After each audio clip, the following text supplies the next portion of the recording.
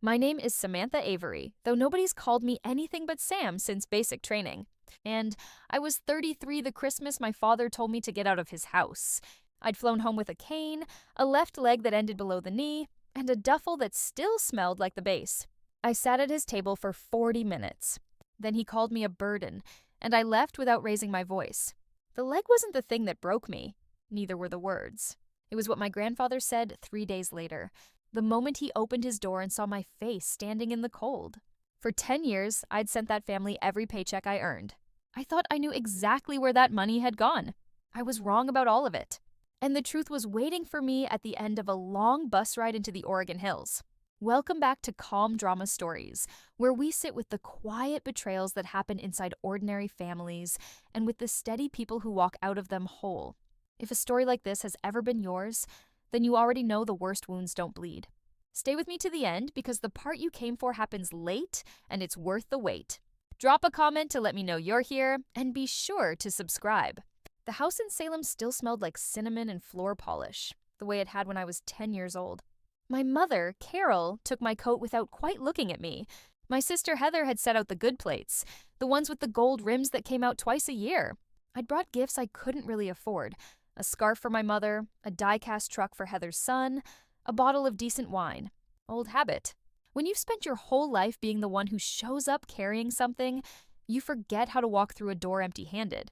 I leaned my cane against the wall where nobody would trip on it and lowered myself into a chair.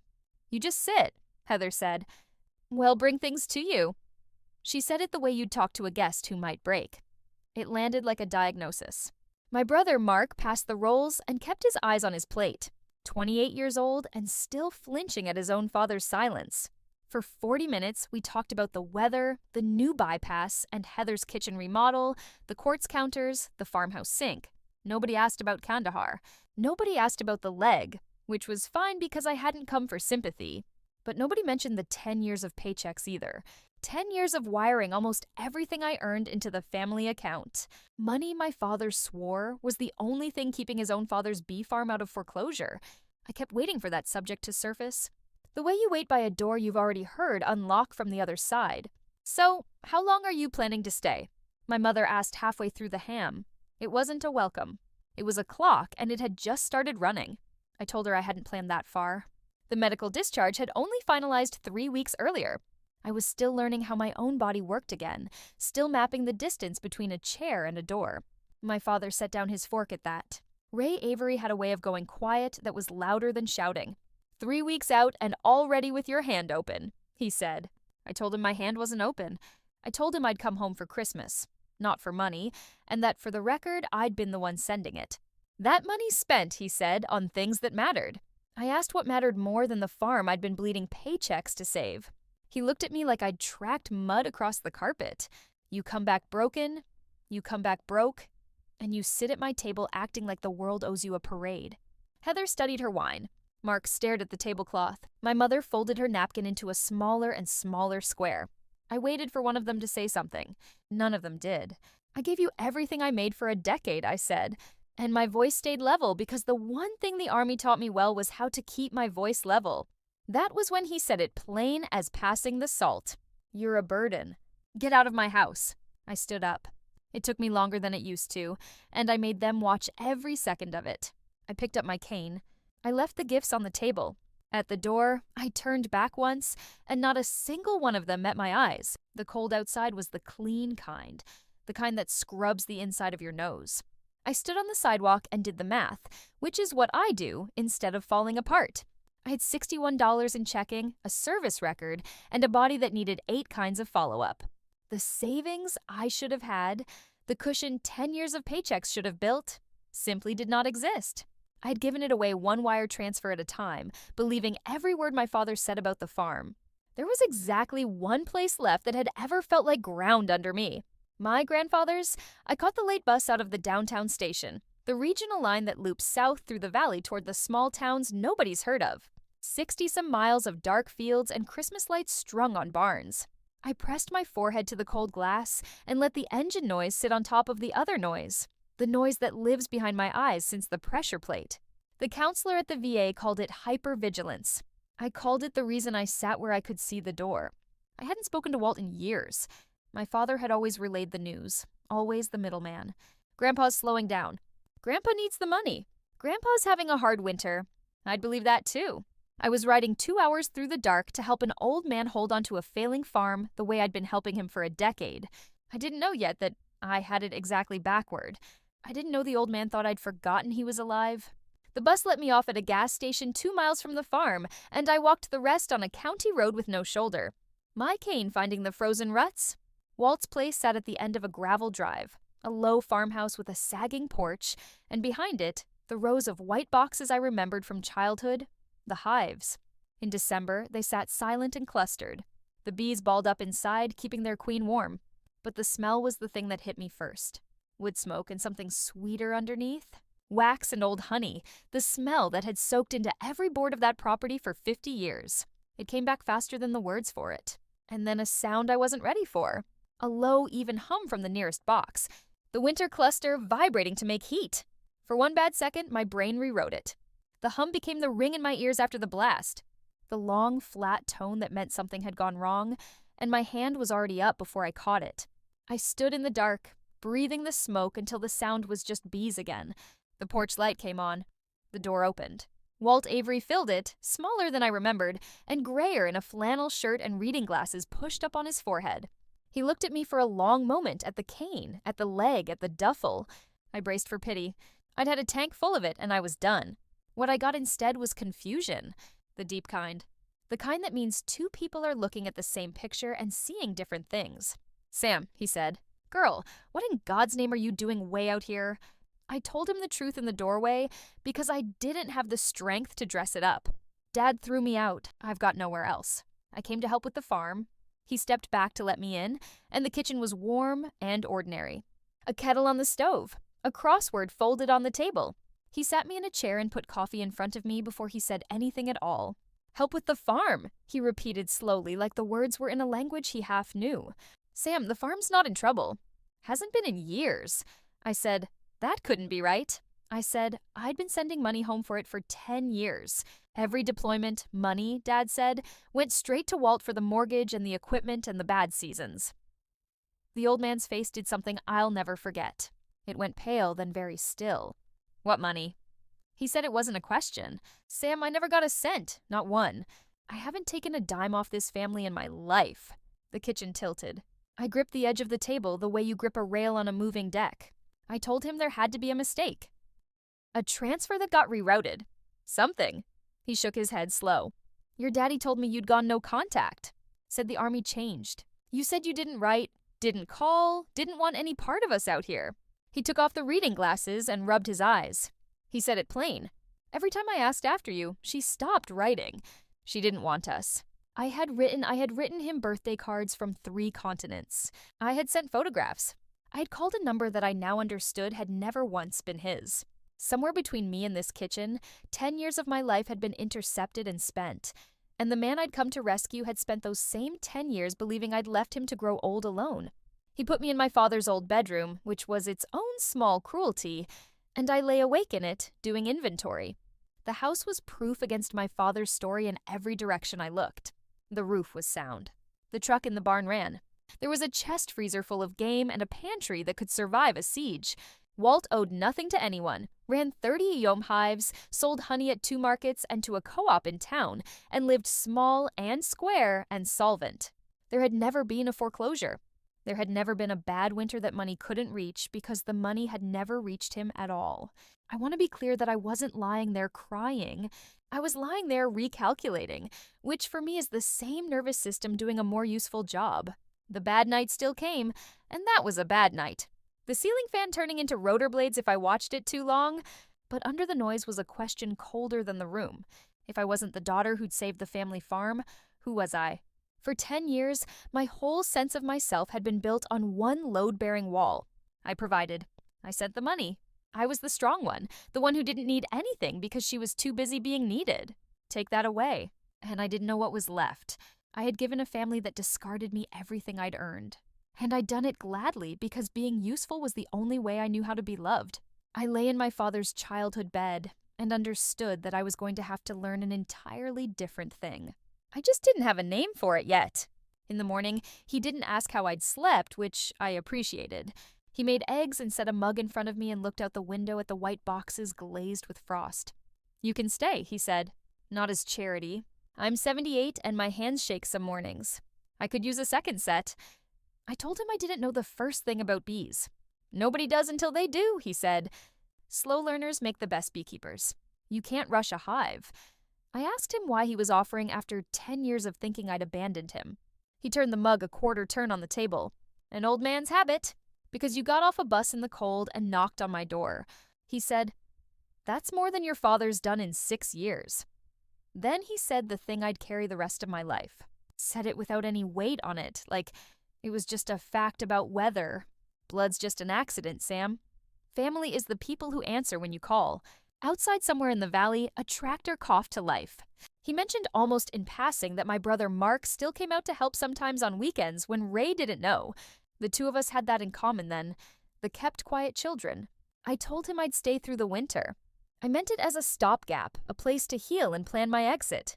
I didn't know I was agreeing to the thing that would put me back together. Board by board, sting by sting. The way you rebuild anything that's been blown apart from the ground up.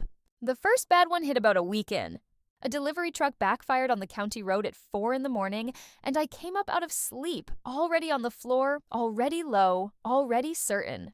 My heart going like a fist on a door. I didn't make a sound. You learn not to. I just sat against the bed frame with my hands over the back of my neck until the dark stopped having edges. Walt found me there at dawn. He didn't kneel down and tell me it was okay because it wasn't. And we both knew it. He didn't ask me to talk about it. He said, "Put your boots on. The bees don't care what kind of night you had." I followed him out into the gray cold and he handed me the smoker, this dented tin thing with a little bellows, and showed me how to light the burlap inside until it breathed pale smoke. "Slow," he kept saying. "They read you. You come at them jumpy, they get jumpy." We didn't open the hives. Not in that cold. We just stood among them while the smoke curled up between us, and he had me lay my bare palm flat against the side of a box. Through the wood, I could feel it, the hum. 40,000 bees holding the dark together with nothing but the heat of their own bodies. I'd spent a week hearing that sound as the blast. Standing there with my hand on the wood, I heard it for the first time as the opposite of the blast. Something alive, organized, surviving the winter on purpose. My breathing came down to meet it. Walt watched me out of the corner of his eye and said nothing, which was exactly the right thing. And that was the first morning in 3 years I felt like I had somewhere to put my hands. Winter loosened into a wet Oregon spring, and the hives woke up. There's a thing that happens to a beekeeper that nobody tells you about, which is that you cannot do the work afraid. A hive can smell adrenaline. Come at them with shaking hands and a jittering heart, and they'll meet you sting for sting. 50 of them, lifting off the frame at once to tell you what they think of your mood. Walt taught me to slow my hands until they stopped being mine and became just tools to breathe out long before I lifted a lid to let the smoke do the talking. "You're carrying all that war into the yard," he told me one afternoon, watching me fumble a frame. "They feel it. Set it down at the gate. It sounds like a greeting card." It was the hardest physical discipline I'd ever learned. Harder than basic because there was nobody to yell me through it. Just me and the hum and 1,000 small chances to panic. But here's the part that surprised me. The same trick that calmed the bees calmed me. I'd kneel at an open hive with my heart trying to climb my throat. And I'd breathe it down on purpose the way Walt showed me and the bees would settle. And watching them settle, I'd settle too. The VA had spent 3 years teaching me to manage the noise with worksheets. The bees taught me to manage it with my hands. By April, I could work a full inspection without gloves, reading the frames like pages. Brood here, honey there, the queen moving fat and slow across the comb, laying the future. I wasn't fixed. I want to be honest about that. The bad nights still came. But I'd found the one place in my life where staying calm wasn't a performance. It was the whole job. Mark started showing up most Saturdays. The first time he stood at the edge of the bay yard with his hands in his pockets like a kid waiting to be led into a pool. And he said he was sorry about Christmas. And I told him to grab a hive tool instead of an apology. We worked in silence a while. My brother is gentle in a way that didn't survive well in our house. Where gentle got you noticed and noticed got you a target on your back. He'd kept his head down for 28 years and called it peace. Over a few weekends in pieces, the family came out of him. Heather's new build out past the country club. 4 bedrooms, the quartz, the farmhouse sink. The wedding 2 years back that had run to the moon. The destination, the band, Dad's truck, Dad's boat. The second mortgage that had somehow turned into no mortgage at all. I listened and did the arithmetic I'm always doing, and the numbers started landing on top of each other in a way I didn't like. Where did it all come from? I asked him casual scraping wax off a frame. Mark shrugged. Dad always said he had a good year. Every year was a good year the way he told it. He didn't know. Why would he? He'd been a teenager wiring nothing into nothing while I was overseas, wiring everything into a black hole. I didn't say any of it out loud yet. I had a suspicion shaped like a wrecking ball, and I wasn't going to swing it on a Saturday afternoon with my little brother holding a frame of bees between us. But that night, I sat at Walt's kitchen table and started writing down dates and dollar amounts from memory, building the thing I'd spent 10 years trained to build, a case. I lost a hive in late spring, and it taught me something I'd been resisting all winter. It was a colony I'd babied, a weak package that had limped through March, and I'd checked it too often, fed it too much, hovered over it like it was the only box in the yard. One warm morning, I lifted the lid and found it robbed out. The comb torn, a carpet of dead bees on the bottom board, a few stragglers crawling in confused circles. A stronger hive had smelled weakness and stripped it clean in a single day. The silence where the hum should have been was its own kind of grief. I stood there ready to take it as a verdict on me because that's my reflex to turn every loss into a referendum on whether I did enough. Walt came over and looked in and didn't say anything soft. "You loved it to death, Sam," he said. "You can't carry a hive. You tend it and some of them die anyway." I told him I should have caught it sooner. "Maybe," he said. "Or maybe it was never going to make it, and the rest of the yard is thriving while you stand here staring at the one that didn't." He had me scrape the dead box, sterilize the frames, and set them out clean for a new package. In July, then he made me walk the rows and count the living colonies out loud. 29. I'd been so fixed on the one I couldn't save that I'd stopped seeing the 29 that were fine. I think you can guess why that lesson didn't stay in the bay yard. The phone started ringing in May. My mother first in that bright, careful voice she used for company. How was I? Was I eating? Was Grandpa being a pain? When was I coming back to civilization? Not one word about Christmas. Not one word about the leg or the burden or the door. Then Ray twice, leaving voicemails that started warm and curdled by the end. "Your grandfather's getting on? Somebody responsible ought to be looking at his affairs." That word affairs sat in my ear like a splinter. I'd heard my father be warm before. He was only ever warm when he wanted something, and the wanting was always dressed as concern. I didn't call back. I'd learned that much from the bees that you don't have to react to every movement in the air. Walt watched me let the phone buzz out on the table one evening and said he's circling something. I asked what the old man looked older than usual in the lamplight. He's been after me 2 years to sign the place over to him. For estate planning, he says, "So it's clean when I'm gone." He said the word clean the way Ray had said affairs. I keep telling him no. He doesn't take to no. I asked why Ray wanted a bee farm he'd spent his whole life sneering at. He doesn't want a bee farm. Walt said he wants 40 acres on a county road 40 minutes from Salem. There's a developer been sniffing the whole road. Ray smells money. I went to bed that night with a new line in my notebook and a new question I couldn't answer yet. Why did my father need me gone specifically to get his hands on this land? I asked Walt straight out one night whether he had anything in writing about the land, and the question seemed to remind him of something he'd have forgotten. He went into the back bedroom and came out with a folder, soft and brown at the corners, and laid it on the kitchen table under the lamp. The first thing he showed me stopped my breath. Letters.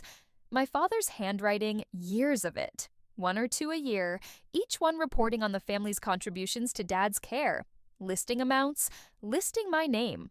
Ray had been writing to Walt the entire time, telling the old man that he, Ray, was generously supporting him, sometimes crediting the grandkids, never once telling him the money was mine, and never once sending him $1 of it. He'd been laundering credit through his own father, building a paper picture of himself as the beautiful son. Under the letters was a stack of my own envelopes, the cards and photographs I'd mailed Walt over 10 years returned to center in my father's hand, marked refused, every one of them unopened. The old man had never seen them. Ray had collected them like evidence and sent them back so Walt would believe the lie. She stopped writing. She didn't want us. There it was, the lie made of my own unopened mail. And then at the bottom, the thing that changed the shape of everything. A document on heavy paper, the language of it dense and legal, dated 9 years back, an irrevocable trust. Walt had put the land in the apiary into it the same year my father first started pushing him to sell, naming himself trustee and me co-rustee with a clause that the property could not be sold, transferred, or developed without the signature of every serving trustee, which meant me. I did it quiet, Walt said. I'd seen what Ray was. Figured the one person who'd never let this place get paved was the one already giving up everything she had for it. I sat there with 9 years of stolen letters in my lap and understood finally why my father needed me erased. As long as I was estranged and silent, he could argue I'd abandon the family and pry that trust apart. He hadn't thrown me out in anger. He'd thrown me out as a move. That night, I finished the case I'd been building in my notebook, and the bottom line came to $191,000, give or take, across 10 years and 4 deployments. I could account for nearly all of it. Heather's wedding, the part that ran past $40,000, the down payment on the 4-bedroom, the vanishing second mortgage on the house in Salem, the one my father had paid off in a single year, he called a good year, my money. Every dollar of it spent making my father and my sister comfortable while I learned to walk on a road outside Kandahar. I sat with that number for a long time, waiting to feel rage, because rage would have been simpler. What I felt instead was the cold, clean focus I used to feel before a root clearance. The focus that comes when the situation is finally honest. Here is what I decided at that kitchen table, and it matters, so I'll say it plain. I was not going to chase the money. It was gone, tangled up in a joint account and 2 real estate deals and a statute of limitations that no longer cared. Chasing it would mean years in a courtroom feeding lawyers to claw back dollars that no longer existed. My father wanted me reactive, loud, legious, the unstable daughter he could point to. So I'd be the opposite. I would not raise my voice once. I would build something real with my hands on the land the trust had already given me the standing to protect. And I would let the truth sit in the open where everyone could see it. He'd come at me with lies and a slammed door. I'd answer with a working farm and a stack of paper that didn't argue. You don't win a fight like that by swinging. You win it by being undeniable. I told them my decision at the kitchen table. The 2 of them and me. The same table where Walt had put coffee in front of me on the worst night of my life. I laid out the whole case first.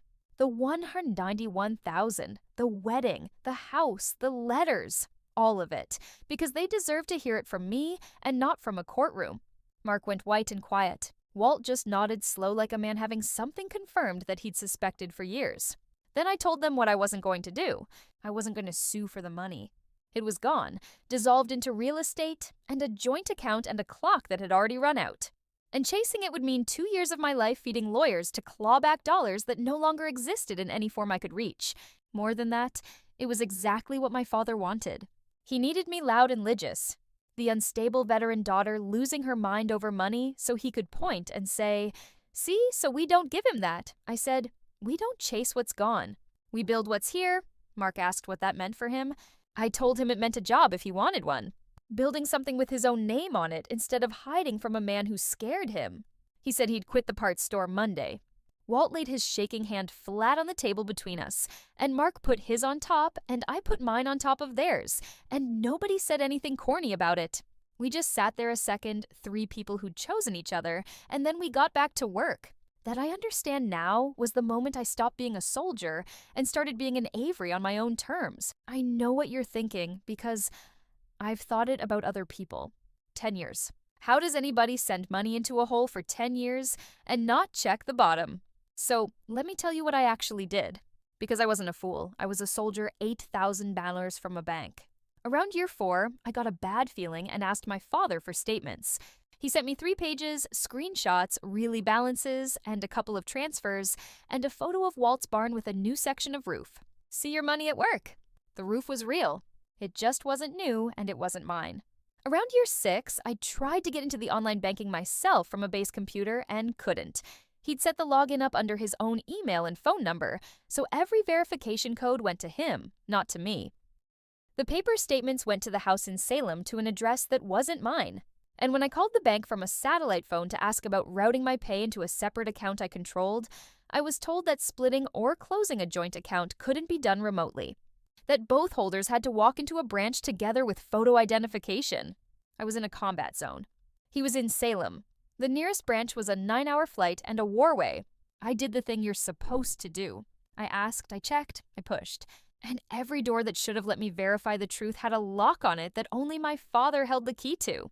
That's the part that should scare you if you've got family and a shared account and a long way to go. It isn't trust that gets you. It's the architecture. I trusted him, yes, but I also tried to catch him and the system was built so I couldn't. Put yourself on that satellite phone and tell me you'd have done better. By high summer, we had more honey than 2 farmers' markets could move. And I did what I'm built to do with a surplus. I made a plan. We pulled our first big extraction in July. And I'll never forget the first jar off the line. The comb crushed and strained, the gold of it holding the light like something melted out of a church window. Walt's hands shook too much for fine work by then, so he sat at the table and wrote the label himself, slow and careful in pencil for me to trace over later. 2 words in an old man's wobbling hand. Ruth's field. Ruth was my grandmother, gone 11 years, and that field of clover had been hers before it was anyone's. I held that first jar of Ruth's field and felt something I hadn't felt since before the blast, which was pride that didn't depend on anybody's permission. We set up an LLC, the 3 of us, me and Walt and Mark, who quit his miserable job at a parts store and moved his stuff into the spare room without once asking Rye. I found a regional program that helps veterans get into agriculture, and a mentor named Dale Renair, a Vietnam vet with 60 hives of his own, who walked me through wholesale licensing and food-grade rules and the unglamorous spine of a real business. The county grocery co-op took our first pallet on consignment and called 2 weeks later asking for 3 more. I want to stop here and ask you something, because we're at the part of the story where it turns. If somebody in your life only ever calls you when they need something, and never once when you do, you already understand the math I had to learn the hard way. There's no shame in having loved the wrong people loudly. The shame would be in doing it twice. Subscribe if you've been there, because what my father did next, you need to see. Our first real market day was a Saturday in town. A folding table under a blue pop-up tent, 2 cases of Ruth's Field stacked in a gold pyramid, and me terrified in a way no firefight had ever managed. I'm fine in a crisis. It's the small, ordinary exposures that get me. A stranger's eyes. A question I can't control the answer to. Mark ran the front of the table because Mark, it turns out, can talk to anyone once he's out from under our father's shadow. He told the story to every customer, the bees, the farm, his sister, the vet. Watching him, I realized the gentle thing in him that our house had treated like a defect was the most valuable asset we owned. We sold out by 1 sou. A woman came back twice, once to buy a jar, and once an hour later to tell me her husband had been in the Gulf and never talked about it. She was going to set our honey on the table and just leave it there. She said as a way of saying something she didn't have words for. She didn't make a speech of it. She bought 3 jars and squeezed my hand. I stood behind that little folding table with the empty cases at my feet and felt the thing I'd chased through 10 years of paychecks and never once caught. I felt useful to people who had no claim on me, no blood, no history, nothing owed, just strangers choosing a jar with my grandmother's name on it. On the drive back to the farm, Mark was still grinning, and I caught myself grinning too, and neither of us said a word the whole way, because some good things you just let sit. Ray drove out to the farm in August, the first time he'd set foot on his father's land in years, and he came in smiling, which was how I knew it was bad. He stood in the bay yard in his good shoes, surveying the boxes and the new extraction shed and the magnetic sign on Mark's truck that read Ruth's Field Apiary. And you could watch him recalculating the same nervous habit I'd inherited and put to better use. Well, look at this, he said, playing farmer. He'd come, he said, because he was worried about Grandpa. Worried about an old man out here alone making decisions. Worried about the burden of the land on Walt's shoulders. There was that word again, burden. The word he reached for whenever he wanted to repackage his own greed as concern.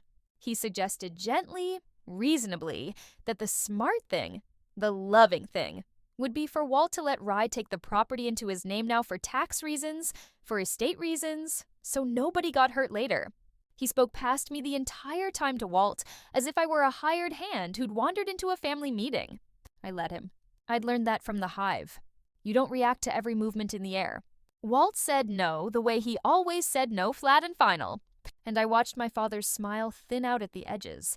You're letting her poison you against your own son, Rye said, jerking his chin at me without looking. She abandoned this family for 10 years. Now she shows up broke and crippled, and suddenly she's got opinions about my inheritance. My inheritance. There it was. Finally, the true noun under all the worried ones.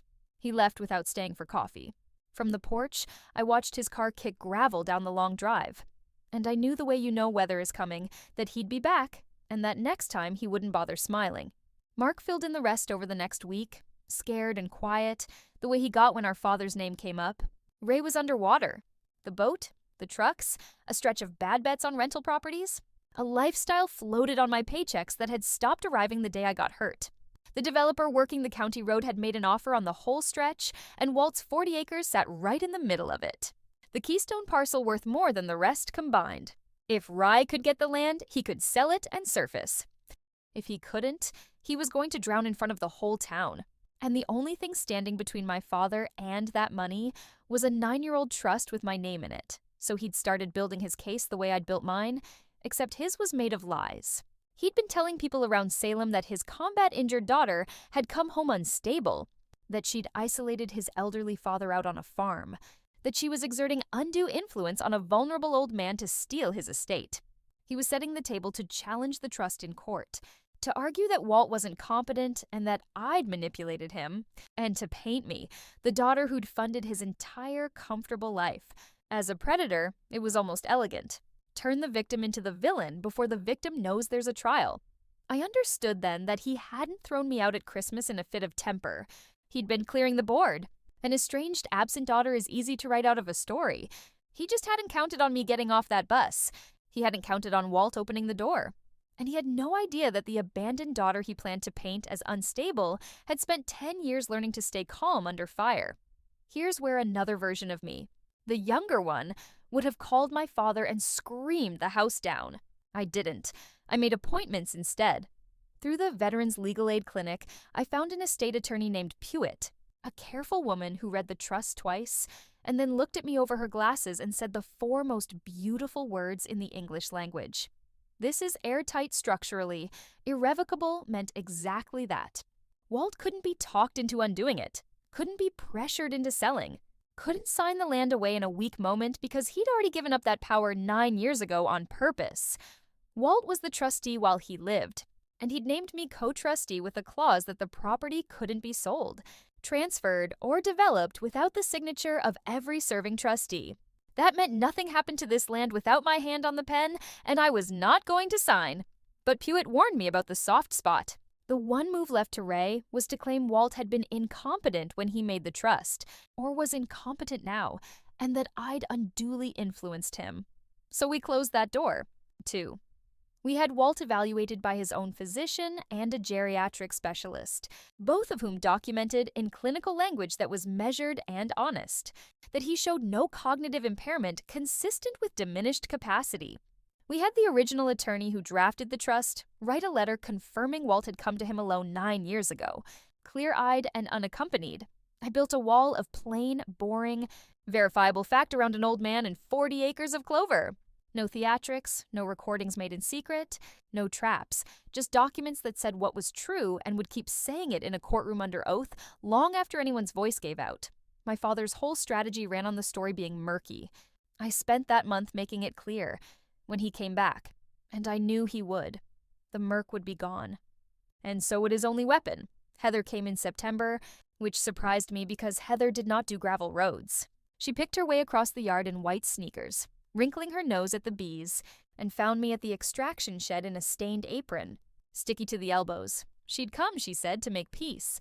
Family to family. Then she spent 10 minutes explaining why the peace required me to stop being difficult about Grandpa's estate. Dad's in a hard spot, she said.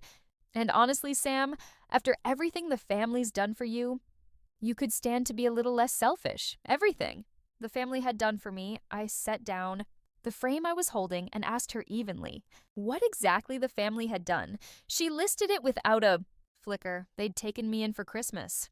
They'd never made a big deal about my, situation. And the money over the years, well, family money was family money. It all came out in the wash, didn't it? And it wasn't like I'd had a wedding or a house to spend it on anyway. There it was, in the open. The assumption I'd been suspecting for months. She genuinely believed my money had been her money. She'd grown up being told I was the strong one who didn't need things. And she'd built a whole comfortable life on top of that lie, without ever once questioning the foundation. I could have handed her the notebook. I could have shown her the numbers, the wedding, the down payment, watched it land. I didn't. Some part of me understood she was as much a product of our father as a partner to him. I just told her the estate wasn't a topic. The door was always open if she came as a sister, and I walked her back to her car. She left confused. People always do when you refuse to give them the fight they came for. In October, the co-op offered us a real contract.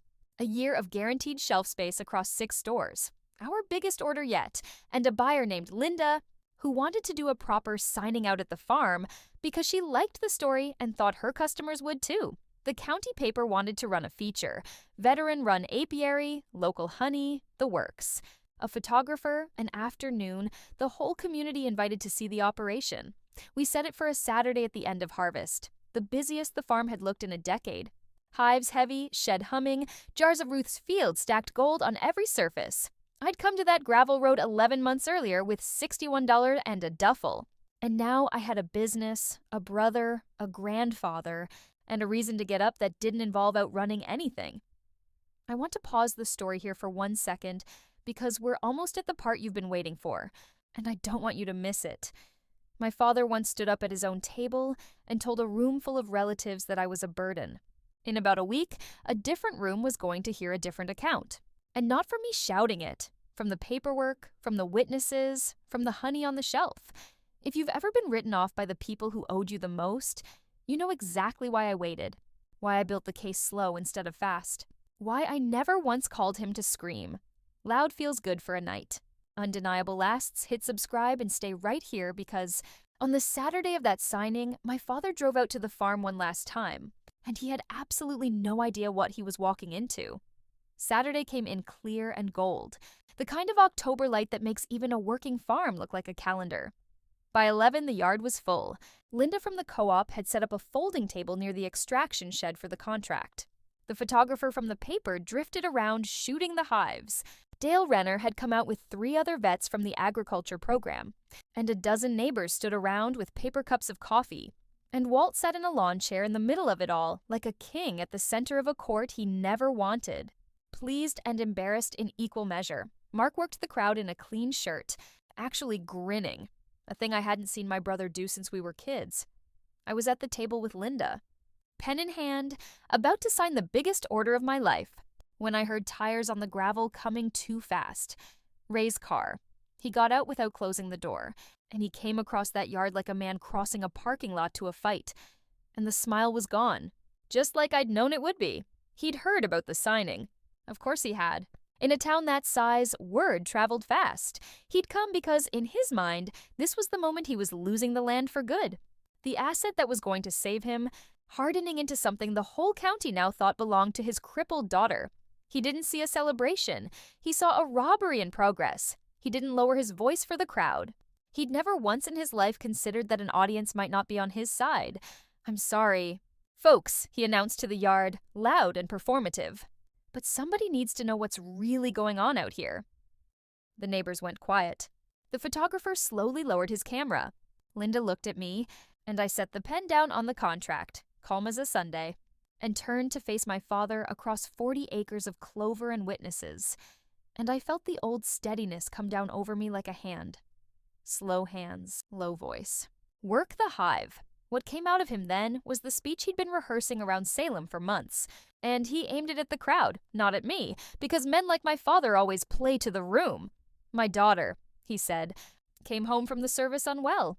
Came home with problems," he said, and tapped his own temple so the neighbors would understand what kind.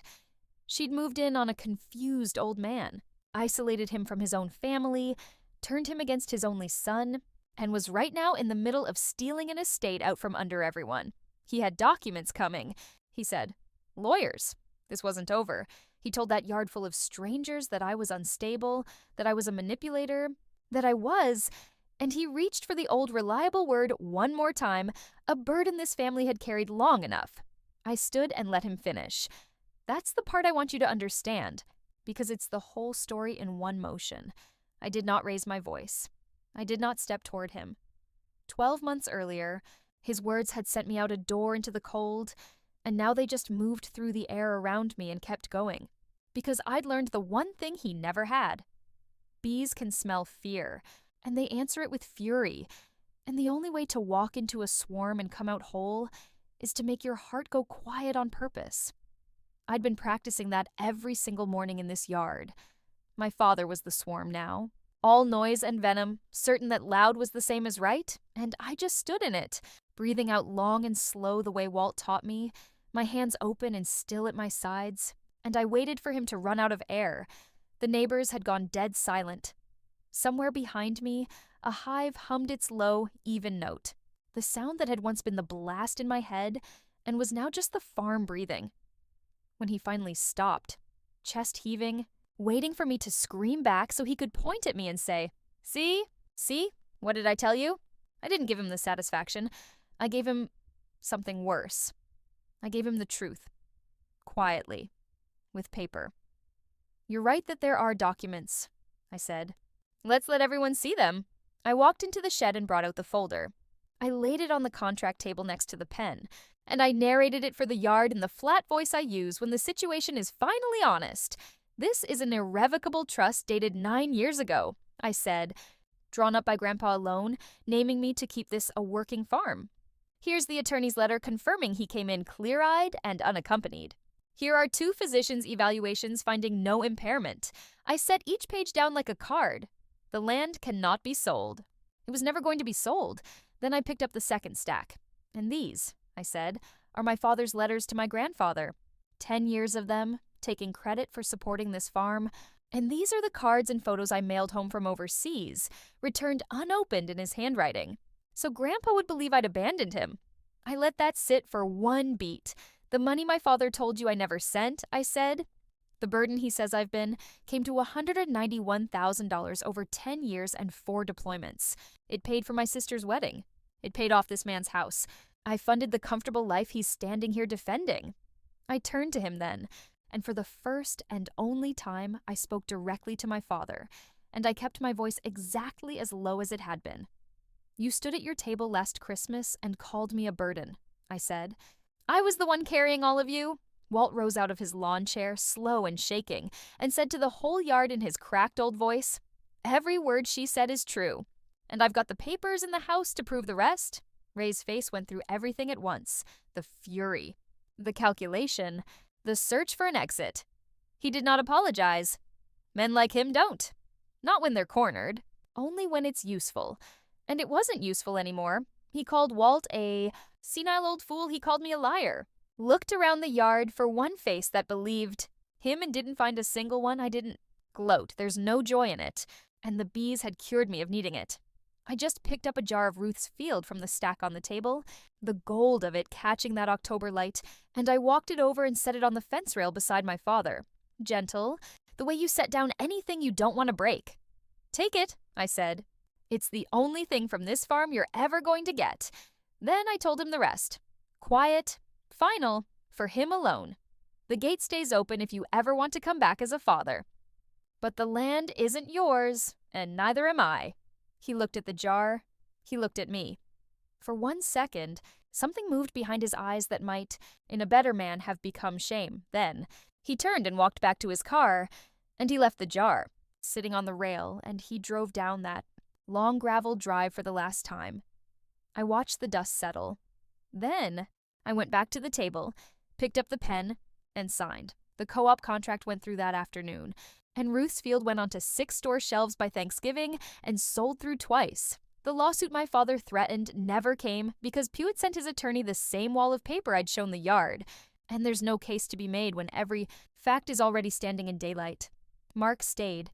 He runs the wholesale side now and laughs more than he sleeps, and the gentleness that got him nothing in our father's house turns out to be exactly what bees and customers both respond to. Walt made it through the next summer well enough to sit in his lawn chair and watch us pull the biggest harvest the farm had ever seen. I got one. Letter that winter from my mother. Carol's careful. Handwriting on good stationery. 3 pages that circled and never quite landed on the word sorry. She wrote that. Things had gotten complicated. that your father isn't all bad, that she'd always known I was the strong one who could handle being on my own. I read it twice at the kitchen table, where Walt had once put a coffee in front of me and changed my life. I felt the old pull, the trained reflex to fix it, to answer, to be useful to her one more time. Then I folded the letter back into its envelope and put it in a drawer. Didn't write back, not out of cruelty, out of arithmetic. She'd called me strong my whole life as a way of explaining why I'd get nothing, and I finally understood that you can love someone and still decline to keep paying for the privilege. The drawer was answer enough. I think about what Walt told me that first morning more than almost anything else in my life, because it turned out to be the only family law that ever mattered. Blood made the Averys my relatives, but a stubborn old beekeeper who opened his door in the cold, and a brother who finally stopped. Being afraid are what made me a family, and they were waiting at the end of a bus ride the whole time. That's my story. 10 years of paychecks, one cold bus ride, and a jar of honey worth more than every dollar I lost. If this reminded you that the people who answer when you call matter more than the ones who only share your name, take that as your sign to call them today. If you know someone who needs to hear it, share this with them. Drop a comment, hit subscribe, and I'll see you in the next one.